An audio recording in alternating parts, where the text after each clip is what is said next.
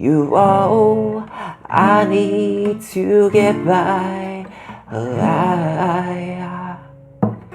Like a sweet morning dew, I took one look at you, and it was plain to see, 'cause you were my destiny, yeah. With my arms open wide, I threw away my pride. I sacrificed for you, I dedicate my life for you. I would go where you lead, always there in town with me. And when I lose my will, I'll be there to push me up the hill. There's no turning back for us. We got love, sure enough, that's enough. You're all I need to get by. What is up, Cinephile? So that is You're All I Need to Get By Marvin Gaye.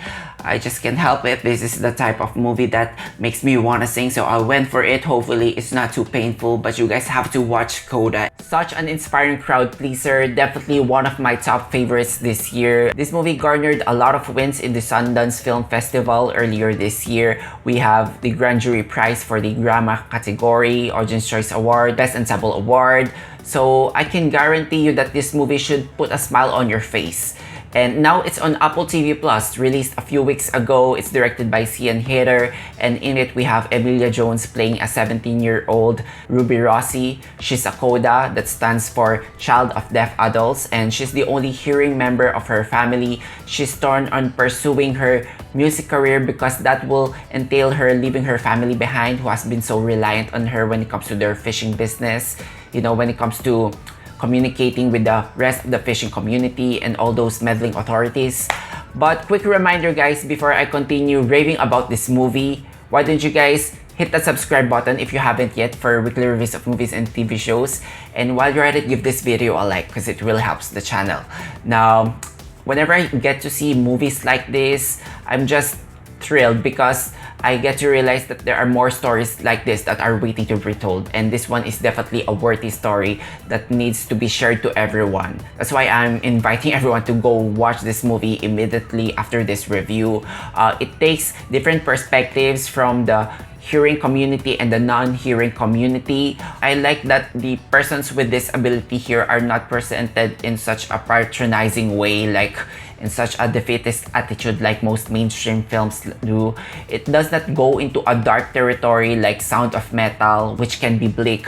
This one is much lighter and more family friendly, but the issues here are never sugar-coated. They're trials, the thing that they're always taken for granted by the rest of the community, and how these people don't really make an effort to communicate to them properly. So it's heartbreaking, but the main thing that I love about the movie is its authenticity, and you can nail authenticity when it comes to the characters, from casting to characterization. So first, for the casting, thankfully they cast deaf people here for the deaf roles, because that's a long overdue representation already, and sometimes they cast hearing people for this role, so thankfully they did not.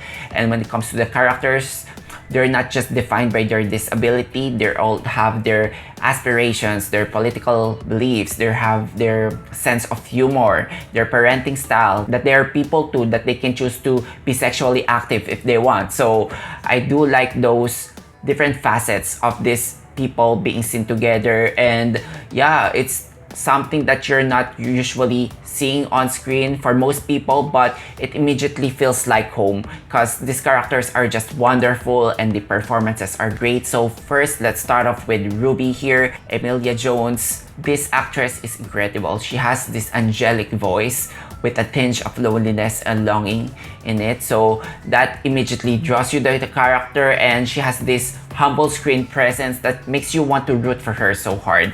And yeah, this is a star-making performance. I'm not going to be surprised if she gonna get more projects after this, because after seeing this movie, her trajectory for sure is going to go up only, because she has showcased so much of her talents in this movie. It's a multifaceted character that demands a lot of skill and nuance, to which she delivers. The rest of her family have varying opinions about supporting her dreams, Her mother is not 100% supportive. She's the polar opposite of Ruby here. She's played by Marlee Matlin. If Ruby here is the tomboyish girl, she here likes to put up dresses and makeup. And something I realized along the way is this character likes to dress up because she's using that as a defense mechanism because she's not at ease when it comes to the hearing community. But all of her anxieties, they're coming from a maternal perspective. Together with Ruby, they got a lot of heartfelt moments here. Another character that I really enjoyed and really cracked me up is the father, played by Kotsur. He's a hipster, he has a high sex drive, he's a bit raunchy, but underneath that goofiness, there is a sincerity to this character, and there's a scene here towards the end that moved me into tears. It's wonderful. So then we also have Durant playing the brother. He's this headstrong, sarcastic brother. He feels like there's a lot of himself to prove, and I definitely felt where this character is coming from because he's the elder brother and he feels demasculated in some way that they're relying more on his younger sister. All in all, these characters, you get to know the Rossies very well. They are a great company and I almost want to see them on a sitcom because the comedy, the banter among this family is just hilarious. I did not expect to get a lot of laughs from this movie. Apart from that family movie, this is also a coming of age story. So we got some of the tropes played here, like the love interest or the crush, because the movie needs to make a point that Ruby here is just like any other teenager, that she's experiencing these emotions, but it still feels genuine, it still feels fresh, the whole movie, because it might be your traditional shy, quirky girl, but it's on a non-traditional setting, and to see her dynamic among the community is what makes this movie unique. So I didn't mind some of the coming of age conventions that are attached to this movie because Sian Heder's vision and direction is very confident and self-assured, and the performances are all great, so there's nothing bad at there.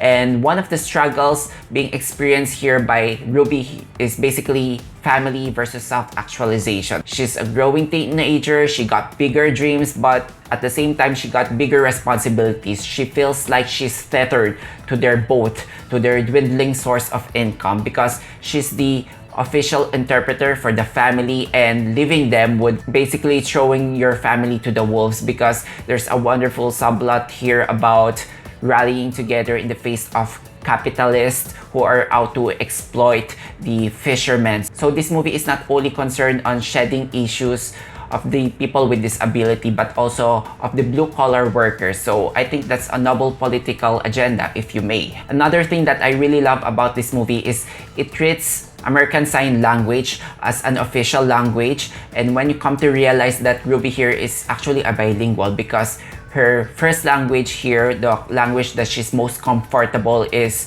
the ASL, and it plays a huge factor towards the end, and it just moved me into tears, honestly. And the songs that she sang here, they're perfectly chosen when it comes to conveying the message and the sentiment of the character, and plus points because she has this perfect pitch. So she can almost sing any song. She can sing Happy Birthday song and make me cry. Honestly, she does at one point. As a whole, this movie is a big reminder that you can express yourself not only through verbal language, but through gestures or any other form of communication that you can intend. So I think that's a wonderful message that everyone needs to be reminded every now and then.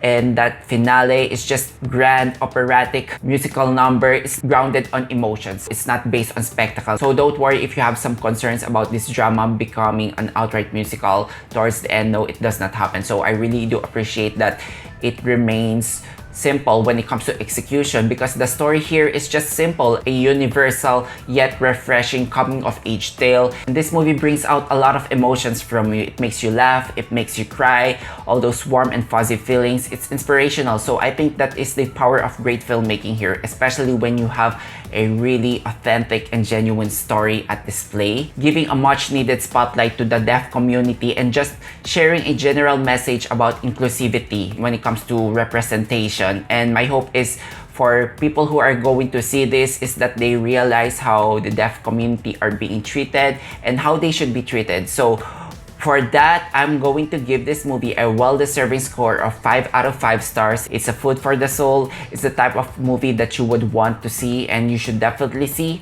So how about you guys? Have you seen this movie? Let me know what you think in the comment sections down below. Also, if you enjoyed watching this video, hit the like button and subscribe to me for weekly content. Thank you so much guys for watching. Until then, I'll see you all on the next one.